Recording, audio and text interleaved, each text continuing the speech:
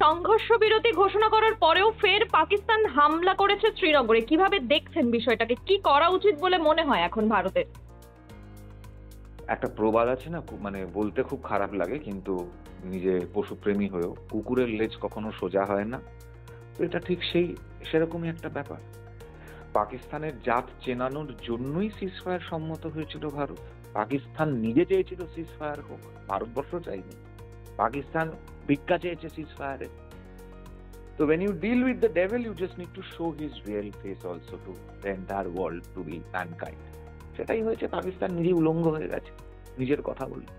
যারা ওই মধ্যস্থতার বড় বড় কথা বলছিল, তাদের মুখে জুতো পড়ে গেছে।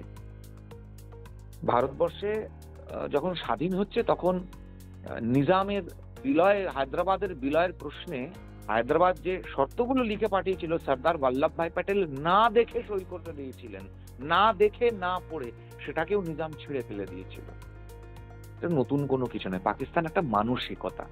যে দেশের জেনারেল আসিম মুনির বলে যে পাকিস্তানের প্রতিষ্ঠা হয়েছে কলমার ওপর ভিত্তি করে, এবং হিন্দুরা আমাদের নিজেদের নয়, তাই জন্য আমরা আলাদা দেশ নিয়েছি, এবং তারপরেই কলমা টেস্ট দিতে হয় পর্যটকদের পেহেলগাঁওতে। তো এই দেশটার আর নতুন কি ভিত্তি থাকবে? আজকে দাঁড়িয়ে হাফিজ সাইয়েদের যে ভাই যে মারা গিয়েছে, তার মৃতদেহের সামনে হাফিজের আরেক ভাই দাঁড়িয়ে আছে, পেছনে আর্মি, আইএসআই এবং পাকিস্তানের পলিটিশিয়ান। Pakistan stands naked.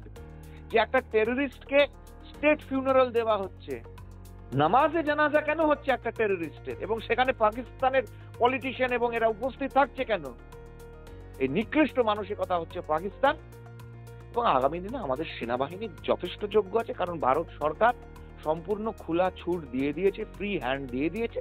সেনাবাহিনী যেটা করার এবার করবে। অনেকেই তো বলছে যুদ্ধ নয় শান্তি চাই, এই বার্তা তো অনেকেই দিচ্ছে। তাদের উদ্দেশ্যে কি বলবেন? মানে এরপরেও কি বলা যায় যে যুদ্ধ নয় শান্তি চাই?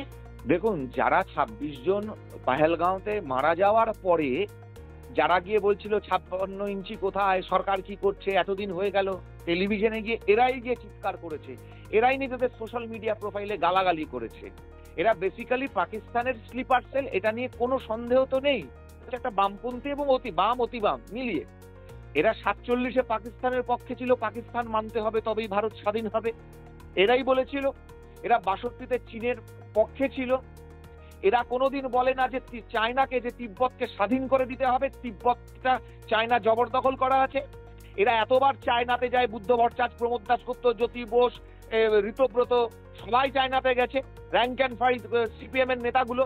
তারা কোনোদিন বলেনি যে আফসাই চিন্তা ছেড়ে দিন, ওটা আপনারা জবরদখল করে আছেন, যুদ্ধ নয় শান্তি চাই। তোরা তো এতবার করে চায়নায় যাচ্ছিস, তো চায়নায় গিয়ে কথা বলছিস না কেন চায়নার নেতৃত্বের সঙ্গে? আকসাই চীন নিয়ে করে দেখা যদি তোদের ক্ষমতা থাকে। এগুলো করতে বলুন, এগুলো করতে পারবে না, কারণ যোগ্যতা নেই। এরা হচ্ছে পাকিস্তান ফান্ডেড ভারতবর্ষের মধ্যে ওই 0.5 দেশের শত্রু। এরাই এই জ্যোতি বোস, এই প্রমোদ দাশগুপ্ত, এরাই ওপার বাংলা থেকে মার খেয়ে পালিয়ে চলে এসেছিল। এরা নরম মাটি, তাই জন্য এখানে আঁচড়ানোর চেষ্টা করে। এদেরকে প্রত্যেককে আইডেন্টিফাই করা উচিত এবং পরবর্তীকালে এদের বিরুদ্ধে যথাযথ অ্যাকশন নেওয়া উচিত।